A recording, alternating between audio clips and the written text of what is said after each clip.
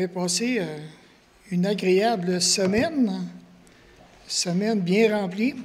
Parfois, on dit on a eu des semaines tellement chargées. Dans d'autres circonstances, mais c'est des semaines un petit peu moins chargées. Mais c'est pas grave. L'important, c'est qu'on a passé à travail. Et puis ce matin, on vient ensemble à l'Assemblée pour que le Seigneur puisse nous visiter, qu'il puisse vraiment nous faire du bien, en quelque part, qu'il puisse nous faire réfléchir. Alors, juste avant de commencer, je veux juste partager aussi que la ligne téléphonique de l'Église est transférée sur mon cellulaire.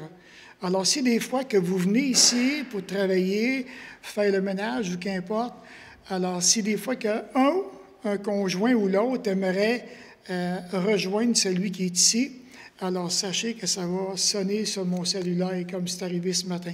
J'avais complètement oublié de l'éteindre, de le fermer, mais maintenant, ceci dit, au moins l'Assemblée sait. Vous savez tous que c'est transféré sur mon cellulaire. Alors aussi, vous une autre petite annonce, ça va d'aller plus loin, concernant Héritage qui vient là, au mois de décembre. Quelqu'un est venu me voir ce matin disant qu'il aimerait probablement avoir du transport. Alors, pour la raison qu'il y en a qui n'aiment pas conduire le soir. Alors, si toutefois que vous pensez avoir quelqu'un qui vous pourriez, comme faire du covoiturage, alors vous viendrez me voir, puis je vous dirai allez voir, qui en a fait la demande. Aussi, on se rappelle de ça, hein? Hey, ceux qui n'étaient pas là la semaine passée, là, je ne vais pas tourner le fer dans le plaid, là. Non, mais pas de farce. Vous avez manqué. Vous avez manqué. Puis je vous le dis une troisième fois, vous avez manqué si vous n'étiez pas là la semaine passée. C'était vraiment, ça a été une belle matinée.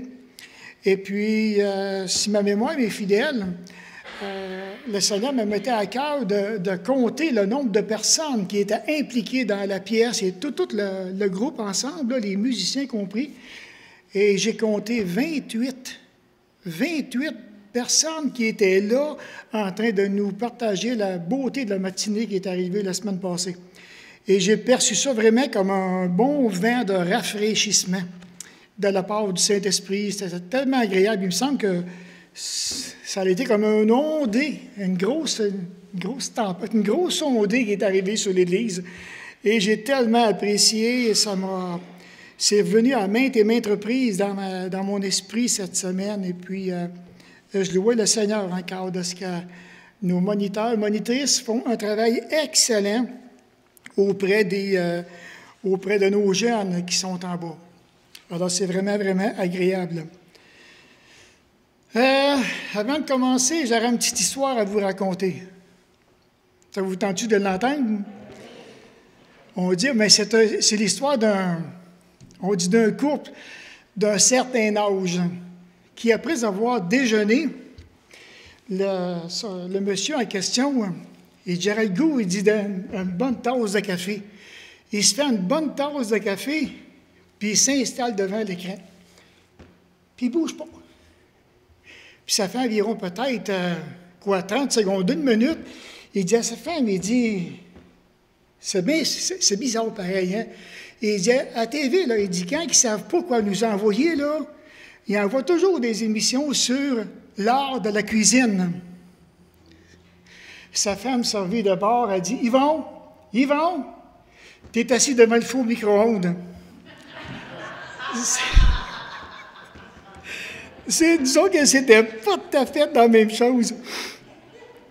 Alors, ceci étant dit, on va se trouver dans un mot de prière. On va demander vraiment au Seigneur qu'il puisse nous diriger ce matin. Alors, Seigneur, combien que nous voulons vraiment te remercier pour la personne que tu es. Tu es un papa qui est merveilleux. Tu es un papa qui est tellement intentionné à notre égard. Tu nous as toutes laissées. Tu nous as toutes données. Alors, Seigneur, en retour, nous te prions afin que tu puisses trouver parmi nous ce matin encore des cœurs bien disposés à ta parole, bien disposés à ton bon Saint-Esprit, et qu'à ce qu'à travers tout ça, mais que tu puisses te glorifier. Oui, Seigneur, que ton esprit te glorifie à travers nos vies, à travers cette Église. Et merci d'être la tête de notre Église. Nous voulons te dire que nous t'aimons, nous t'apprécions du plus profond de notre cœur. Puis merci de garder nos cœurs et nos pensées en Jésus, car c'est en lui qu'on te prie pour sa gloire. Amen. La dernière fois que j'avais apporté le message, c'était dans Philippiens, chapitre 2. Et puis, on avait regardé ensemble de faire toutes choses sans murmure. Premier, c'était par rapport à nous-mêmes. J'avais apporté, je vais vous donner un petit résumé, vraiment, vraiment court. Et l'objectif était qu'à ce que chacun de nous, que nous puissions peut-être faire l'expérience. C'est-à-dire maintenant, appliquer notre cœur à essayer de bien comprendre, de bien saisir ce que les murmures, les plaintes qu'on pourrait faire, qu'est-ce que ça pourrait faire dans notre cœur personnel. Alors, comme que je vous avais partagé, quand j'avais préparé ce message-là, j'avais passé une semaine, j'avais vraiment pris ça comme défi. Je vais murmurer toute la semaine. Si je le peux, m'en va saisir toutes les occasions pour murmurer, pour chialer, pour critiquer, qu'importe. Je vais comprendre qu'est-ce que ça fait. Alors, je me suis vite rendu compte que ce soit des murmures, des critiques, des perceptions, des hésitations dans différentes situations, je me suis appliqué à comprendre ça faisait quoi dans ma vie, ça? Qu'est-ce que ça faisait? Et je me suis vite rendu compte comment est-ce que le mécontentement a atteint mon cœur. Le mécontentement a atteint mon esprit. J'étais constamment dans le mécontentement. Et j'ai été vite mis au parfum, je vous dirais, par toutes sortes de sentiments. Des sentiments qui étaient, je dirais, pénibles à cause de toutes sortes de frustrations que je vivais. Non, bien, c'est-tu plate d'être constamment dans la frustration? Mais je voulais vraiment, vraiment le comprendre. Frustré dans mes espérances personnelles, frustré dans mes droits personnels, je voulais comprendre. Et à partir de là, je me suis vite rendu compte que le mécontentement, dans le fond, c'est de vivre constamment dans du chagrin, c'est de vivre dans une contrariété continuelle. Puis c'est vraiment ennuyant, vivre dans le mécontentement. Très, très, très, très ennuyant. Alors, je me suis rendu compte, parce que je le savais déjà au départ, mais je voulais comprendre qu'est-ce que ça faisait. Puis je me suis rendu compte très vite qu'il n'y a absolument rien de spirituel lorsqu'on passe notre temps à murmurer, à critiquer, à chialer. Puis je me suis rendu compte aussi que parmi les chrétiens, qu'il y en a plusieurs, même comme que je vous avais partagé, qui prennent plaisir à démontrer leur mécontentement envers l'époux, envers l'épouse, envers une équipe autour d'eux. Puis on dirait qu'ils le font par des reproches qui sont vraiment, je dirais, très sévères, des reproches qui sont sans pitié et des gens qui manquent d'empathie, qui ne se mettent pas dans les souliers des autres. Puis il y en a même qui vont le faire avec une froideur émotionnelle. C'est froid, c'est directionnel. L'objectif est de blesser constamment. Témoignant, au fond, ça témoigne beaucoup, hein? Ça parle beaucoup, beaucoup, beaucoup. Vous allez le voir tout au long du message, comment est-ce que ça peut parler.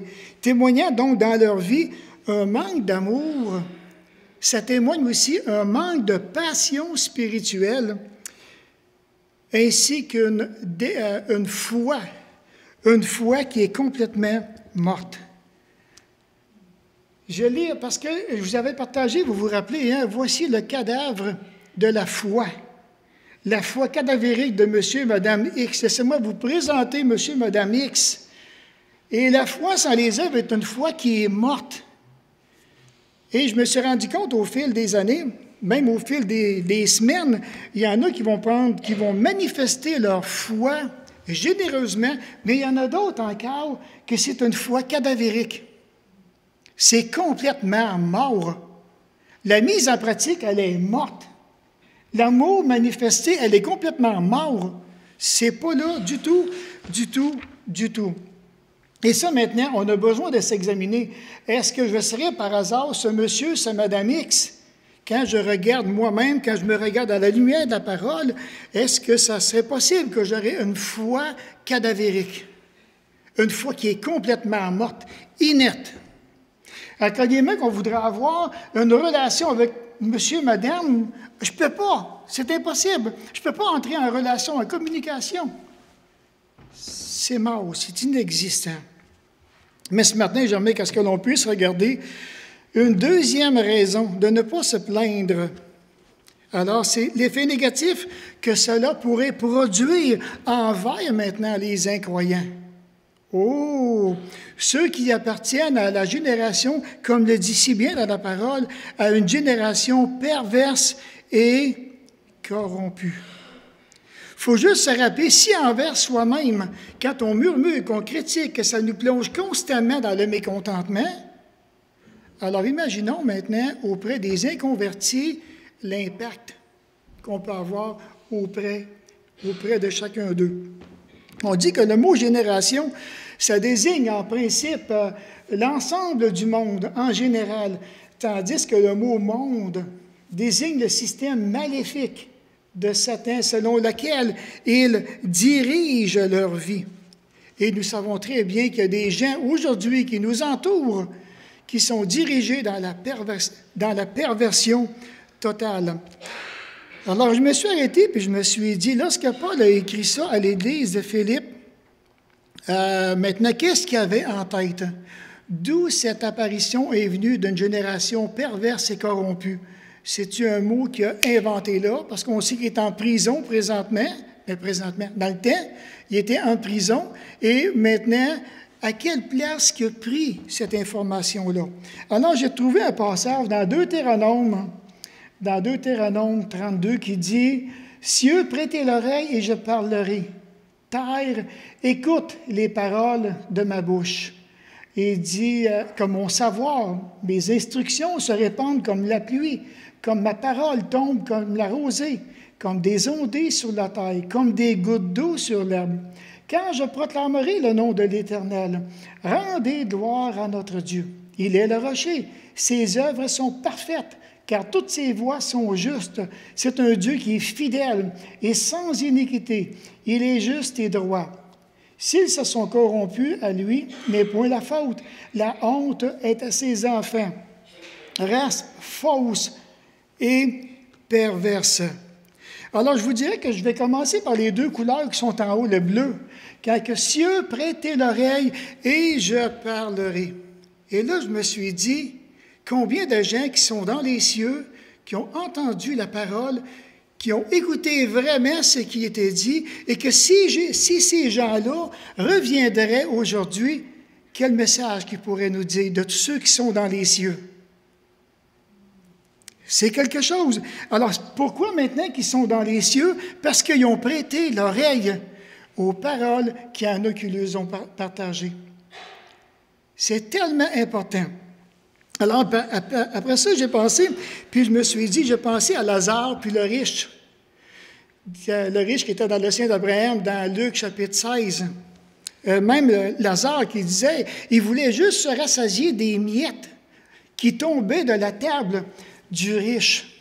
Un jour, comme que Jésus nous partage dans l'histoire, les deux sont décédés. Un se retrouve dans un lieu de souffrance atroce pendant le temps que l'autre est dans le sein d'Abraham. Lazare est dans le sein d'Abraham.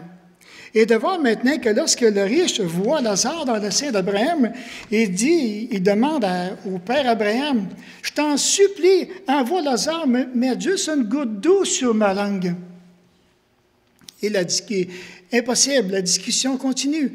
Et Lazare lui dit, et Abraham lui dit, il y a un tel espace entre vous et nous, de façon que vous ne puissiez venir vers nous et nous vers vous. Et là, maintenant, il continue encore à crier vers Abraham, « Je t'en supplie, Père Abraham, envoie quelqu'un aller vers ma famille, car j'ai 5 frères, puis je ne veux pas qu'ils viennent dans ce lieu de tourment, là où je suis présentement. » Et qu'est-ce qu'Abraham répond? Ils ont les prophètes. Ils ont Moïse. Quoi? qui les écoute. Wow! Prêtez l'oreille et je parlerai. Et là, je me suis dit, dans le fond, quelle immense, je ne sais pas si vous réalisez, quelle immense responsabilité qui repose sur tous les habitants de la terre.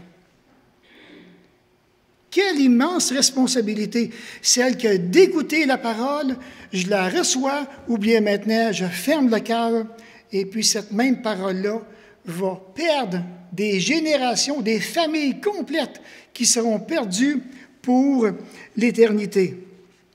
Alors, je me suis arrêté, puis je me suis dit, dans le fond, si on aurait quelqu'un dans le ciel qui pourrait parler, ou quelqu'un qui serait maintenant dans les souffrances éternelles qui pourrait parler, est-ce que ça ferait une différence ici-bas sur la terre? J'ai réfléchi. Et là, je me suis dit, la réponse que j'ai trouvée, ni un ni l'autre.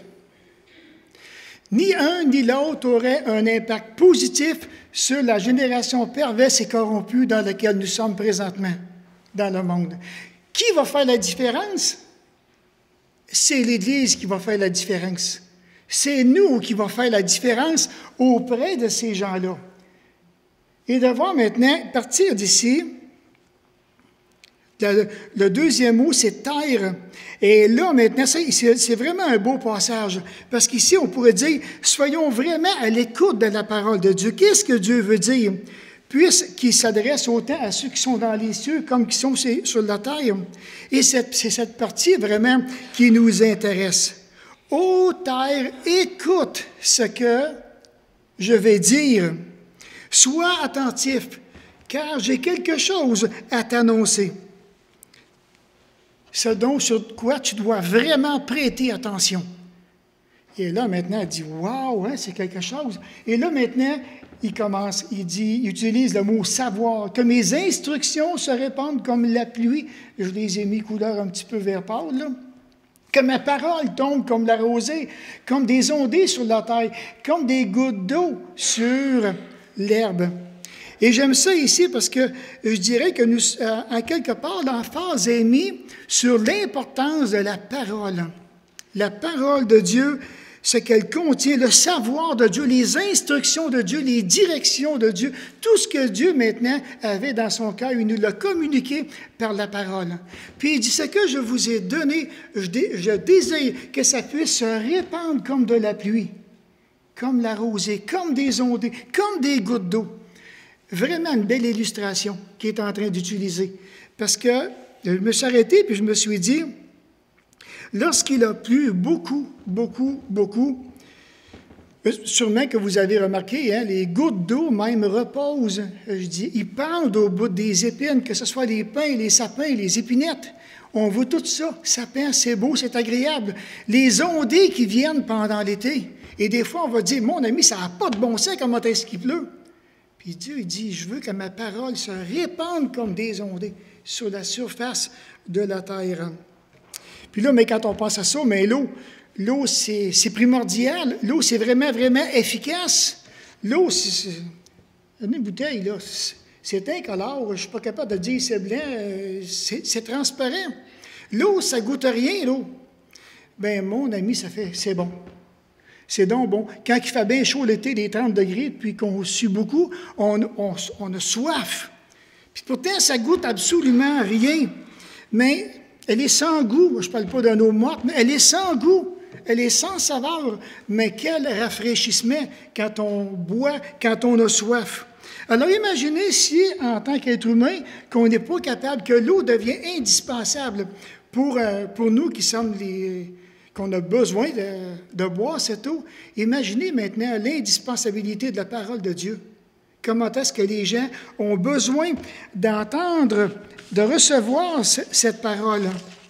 Et de voir que Moïse se sert de quelques illustrations comme l'eau, les ondées, les gouttes d'eau, la rosée, la pluie, pour faire comprendre l'importance de la parole. Et tout comme l'eau va nourrir les fruits, les légumes, et auquel maintenant qu'on va goûter en abondance, alors imaginez ce que la parole de Dieu peut faire dans nos cœurs personnels. Qu'est-ce que la parole peut faire au cœur d'une génération perverse et corrompue? Ensuite, il dit, je vais proclamer comment est Dieu. Et là, je me suis rappelé les premiers temps de ma vie chrétienne, quand j'ai accepté Jésus-Christ. J'allais à l'église, comme toutes nous autres, le mercredi, le dimanche matin, on en avait le dimanche soir, on avait des réunions durant la semaine, et toutes les fois que je pouvais entendre parler de Dieu, ça m'attirait tellement, énormément, j'avais le désir d'entendre parler de Dieu. Puis encore aujourd'hui, quand je suis devant la parole, que je prends le temps de la regarder, et Seigneur, qu'est-ce que tu veux m'apprendre sur toi? Qu'est-ce que la parole de Dieu dit de toi? Qu'est-ce qu'elle dit de Jésus? J'ai besoin de m'arrêter et de réfléchir là-dessus. Donc, après avoir mentionné donc, ces instructions, ça ruisselle comme de la pluie, comme des ondées, tout ça, maintenant, il dit, je vais proclamer le nom de l'Éternel. Rendez gloire à Dieu, rendez gloire. Célébrez la grandeur de Dieu. Et ici, maintenant, il fait ressortir 7 choses que j'ai mis encore en jaune, là. Il est le rocher, ses œuvres sont parfaites, toutes ses voies sont justes. C'est un Dieu fidèle, sans iniquité, il est juste, il est droit, il est saint, il est omniprésent, omnipotent, omniscient, il est immuable, puis il continue. On pourrait en dire des attributs de Dieu qui sont là, mais est-ce que vraiment qu'on connaît ce Dieu-là? Puis un petit peu plus bas, il dit, « Mais vous, ce sont les corrompus. À lui n'est point la faute s'ils se sont corrompus. La honte est à ses enfants, race fausse et perverse. » Wow! Tu es en train de dire, « Mais vous, à son égard, qu'est-ce que vous avez fait? » Corruption totale. Dans d'autres versions, c'est « Vous n'êtes plus ses fils, puisque vous vous êtes corrompus envers lui. » Vous n'êtes plus ses fils. Jean, pervers et dépravé, c'est fort les termes qui sont utilisés. Puis dépravé qui veut dire anormalement sans goût. Ça n'a plus de goût, ça n'a plus de saveur, c'est plus bon pantoute. Dans le fond, Moïse est en train de dire, comment peut-on ainsi se conduire envers lui, nation folle et insensée? C'est pesant les mots qu'il dit. Comment peut-on se conduire envers lui, nation folle et insensée? Et là, je me suis arrêté, puis je me suis dit, là, on est en train de parler d'une nation, de la nation d'Israël, dans ce contexte. Maintenant, aujourd'hui, en tant qu'Église, puis quand on parle de l'Église, on ne parle pas du bâtiment, on est conscient de ça. Alors, qu'est-ce qui fait la beauté? C'est nous aujourd'hui. C'est nous qui faisons partie du corps de Christ, de son Église. Mais certaines personnes, ou bien une Église, peut-elle devenir anormale dans son goût? En tant qu'individu, là, est-ce que ça se pourrait que je deviendrais anormal dans mon goût sur le plan moral, sur le plan comportemental, sur le plan spirituel? Ça, on est les seuls qui peuvent répondre à ça dans nos cœurs ce matin. En tant que personne du corps de Christ, est-ce que je pourrais devenir dépravé? Est-ce que je pourrais devenir perverse? J'ai besoin d'examiner. Une Église peut-elle devenir folle, corrompue, insensée? C'est nous maintenant, sur le plan personnel, qui peut répondre à ces questions-là. Alors maintenant, c'est quoi la recette pour qu'une Église ne tombe pas aussi bas? Parce que ça pourrait arriver. Il y en a peut-être qui n'ont pas compris pantoute, puis on dit on va manger des œufs. D'autres, on va manger du bacon, on va se bourrer l'estomac bien comme il faut. Et de même, on va en profiter. Mangeons et buvons, car demain, nous mourrons. Mais la vraie réponse, c'est quoi la recette pour qu'une Église ne tombe pas aussi bas? C'est de bien connaître et d'avoir une bonne connaissance théologique, doctrinale de la personne de Dieu. Est-ce que je sais vraiment qui il est? Est-ce que je sais à qui je fais affaire? Est-ce que je sais à qui un jour j'aurai des comptes à rendre? Est-ce que je connais cette personne-là selon ce que la parole de Dieu nous enseigne? Génération perverse et corrompue. Le mot corrompu qui veut dire, qui désigne ce qui est plié, ce qui est quoi l'autre mot? Courbé. Et ce qui est tordu. Et là, maintenant, j'ai une illustration qui nous parle d'une scoliose. Donc, la scoliose thoracique, carrément en haut, puis les scolioses lombaires. Et j'ai connu des gens qui avaient des scolioses, et puis ça fait extrêmement mal. Extrêmement mal, parce que c'est tout croche. Ils ont de la difficulté à voir maintenant d'être capables de bien s'aligner.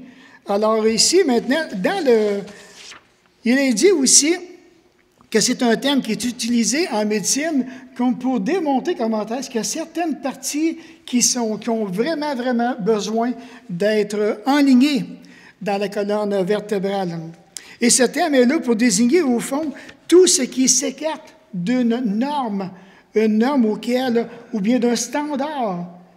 Et il y a des gens qui sont de même, et je pense que c'est mon épouse ou ma fille qui a une légère scoliose. Mais ça prend un chiro qu'on dit pour être capable de remettre la colonne vertébrale comme elle devrait être mise.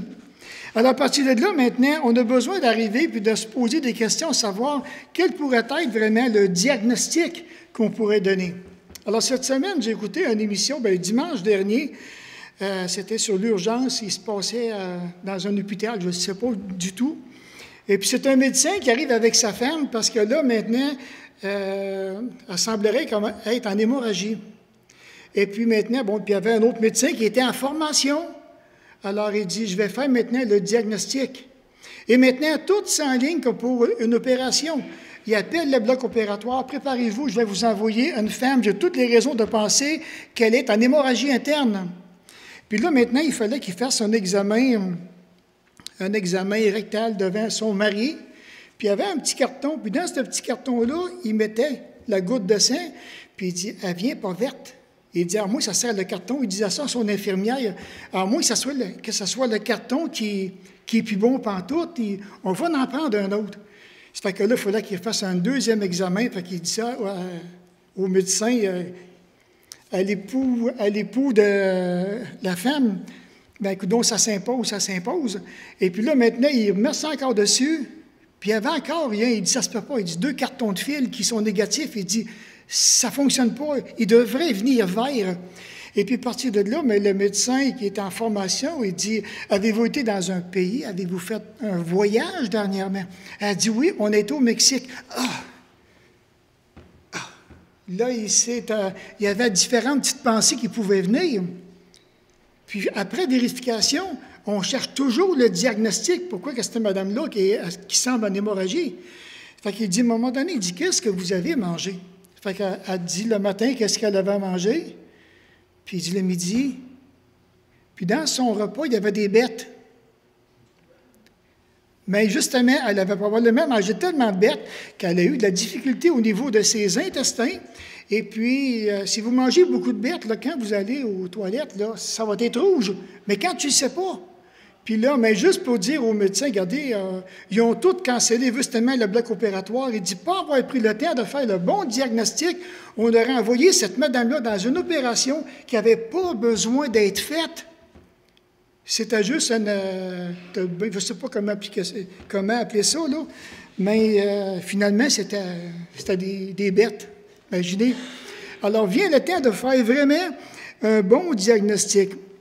Alors, qu'est-ce qu'il fait maintenant quand on regarde au niveau de la scoliose, ces choses-là? Maintenant, dans le Proverbe 2, le verset 13 à 15, il dit « Ceux qui abandonnent le droit chemin pour s'engager dans des sentiers obscurs, qui prennent plaisir à faire le mal, qui sont tout contents de s'enfoncer dans la perversité, dont le comportement est dépravé et les chemins sont tortueux. » On parle des sentiers scoliosés.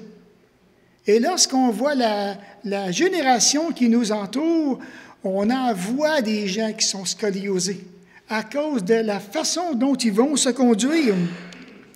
Un autre passage ici, il dit « La conduite coupable est tortueuse. » Et je comprends que la conduite coupable, mais l'homme intègre agit avec droiture.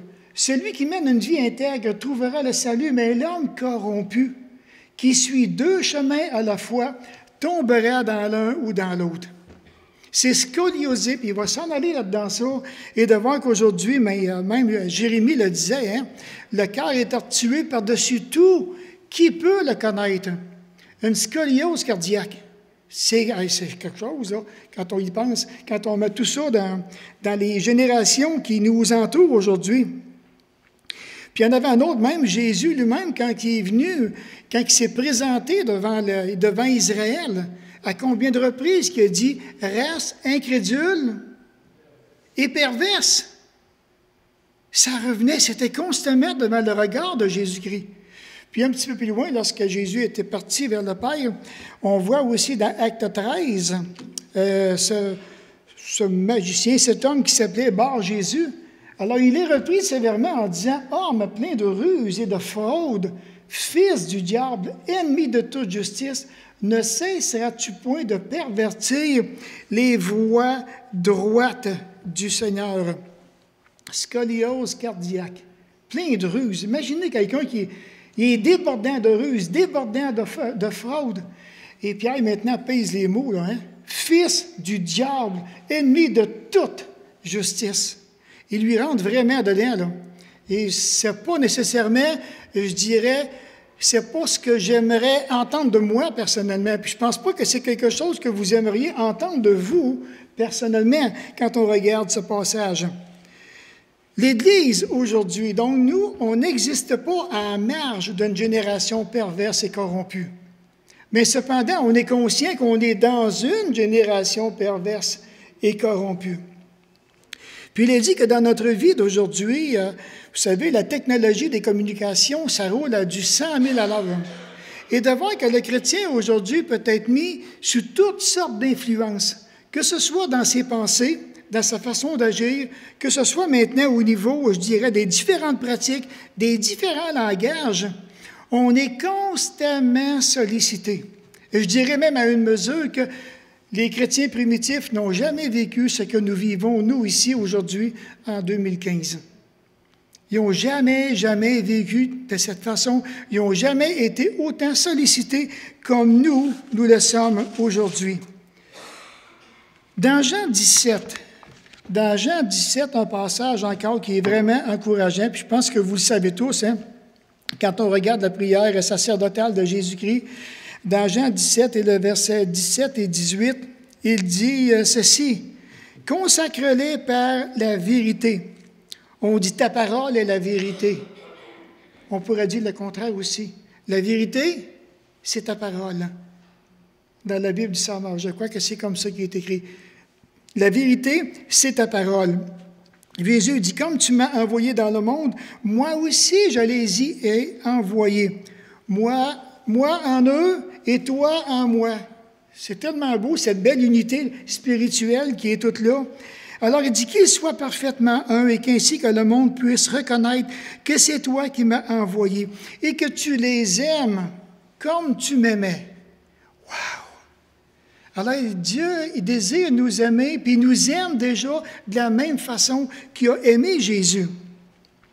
Mais maintenant, pour en arriver, quand on regarde le monde dans lequel nous sommes, on a tellement besoin de démontrer de la fidélité. On a besoin vraiment de faire preuve de pureté dans nos cœurs. Je vous dirais, ce sont des conditions qui sont préalables pour l'accomplissement du ministère que le Seigneur Jésus veut nous confier. Puis une des missions qu'il veut nous confier, je crois qu'elle est celle-là ici. Et quand on regarde ça, un monde qui est perdu dans ses péchés. Wow! Et là, c'est quelque chose qui est vraiment profond. Alors maintenant, ce qui peut empêcher une Église d'être parfaitement unie pour que le monde puisse reconnaître que le Père a envoyé le Seigneur Jésus et que nous puissions goûter à l'amour de Dieu. Et ça, on a vraiment besoin. Et tout dépend de l'influence sur laquelle le Saint-Esprit va jouer dans ma vie, de l'obéissance que je vais démontrer au Saint-Esprit par rapport à ma pureté et par rapport à ma fidélité. J'ai besoin que le Saint-Esprit exerce, et moi, j'ai besoin de me laisser aller à cette obéissance-là au Saint-Esprit. Et la raison est fort simple. Alors, si je me laisse aller dans cette obéissance au Saint-Esprit.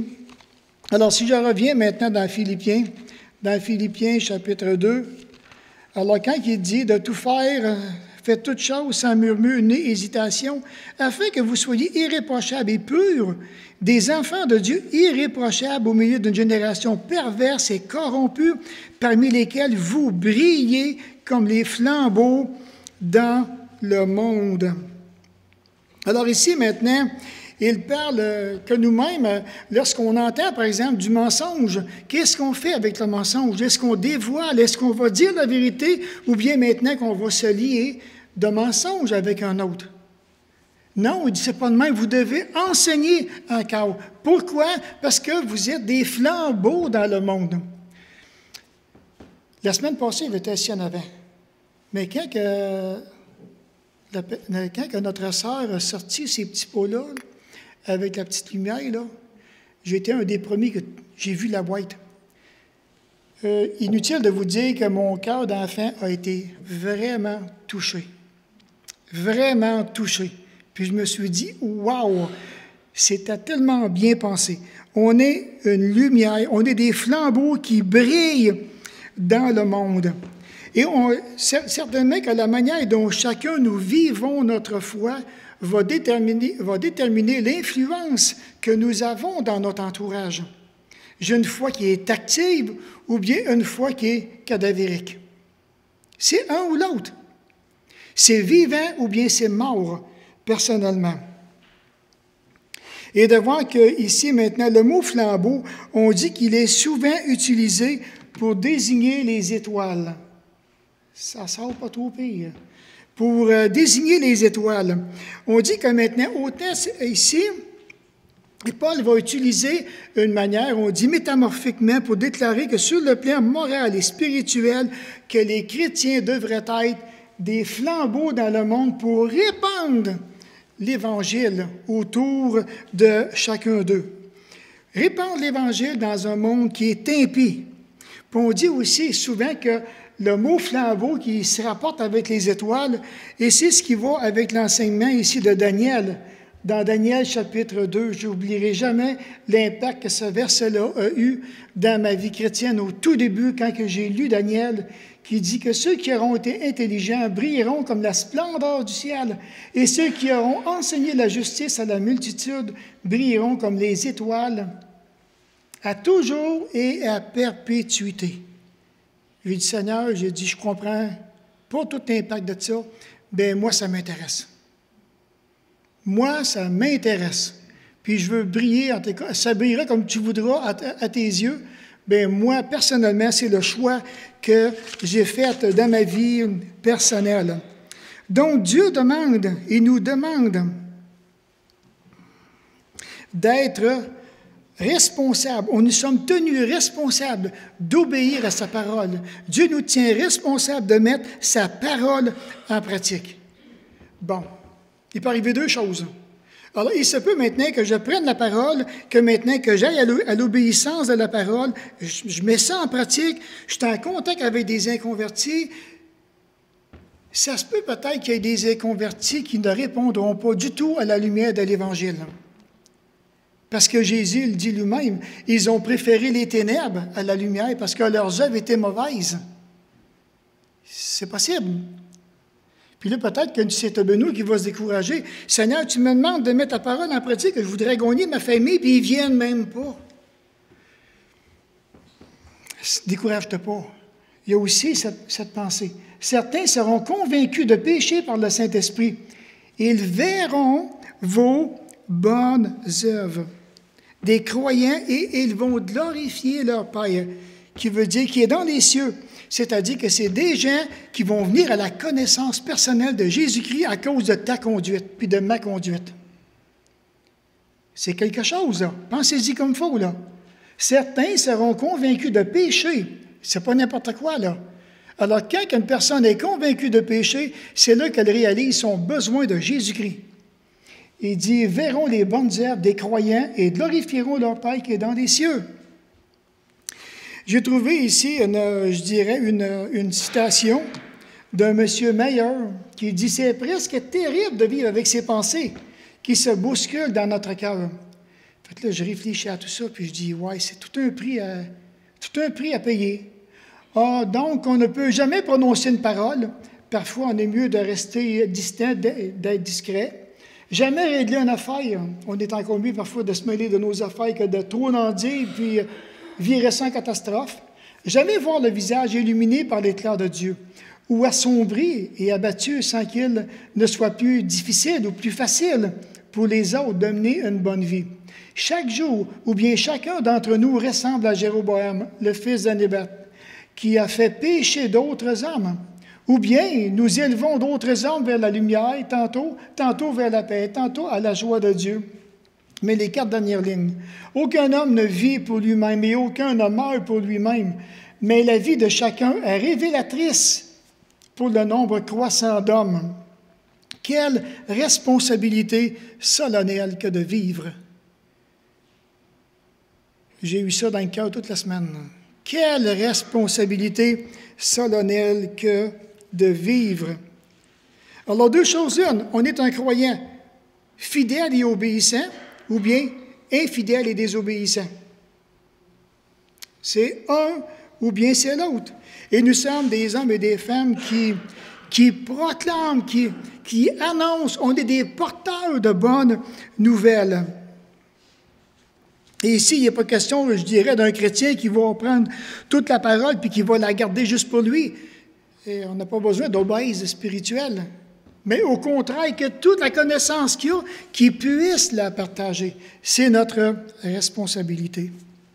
En terminant, je vous dirais, un chrétien qui murmure, un chrétien qui passe son temps à se plaindre constamment, qui ne fait pas toute chose, comme il dit, fait toute chose sans murmure ni hésitation. Alors, comme il dit, il n'y aura aucun effet positif sur les autres. Pour des raisons évidentes, les incroyants ne sont pas attirés par ce genre de vie. Ils ne sont pas attirés. Puis combien de fois, on peut avoir des amis dans le monde, et combien de fois qu'on ne se gênera pas pour murmurer. Ah, si tu saurais ce qui se passe à mon église. Qu'est-ce qu'on fait là? Qu'est-ce qu'on fait là? C'est du sérieux, là. Quelle responsabilité solennelle que de vivre. On n'est pas là pour soi-même, frères et sœurs. On a tout un impact. La preuve, regardez, quand il y en a qui décèdent, on cherche les belles occasions de dire des belles choses de lui. Puis il y en a qui n'en ont pas. C'est cadavérifique. Ils n'ont rien. Et si l'Église devait fermer du jour au lendemain, est-ce que les gens verraient l'impact? Quel impact qu'on a ici? Ou bien maintenant, ça serait... Hop, tiens, regarde ça, c'est fermé. Alors, on a besoin vraiment de se saisir, de venir au message de l'Évangile, de bien comprendre la responsabilité qui repose autant sur mes épaules comme sur vos épaules, et de l'impact qu'on peut avoir dans notre milieu, là où nous sommes présentement.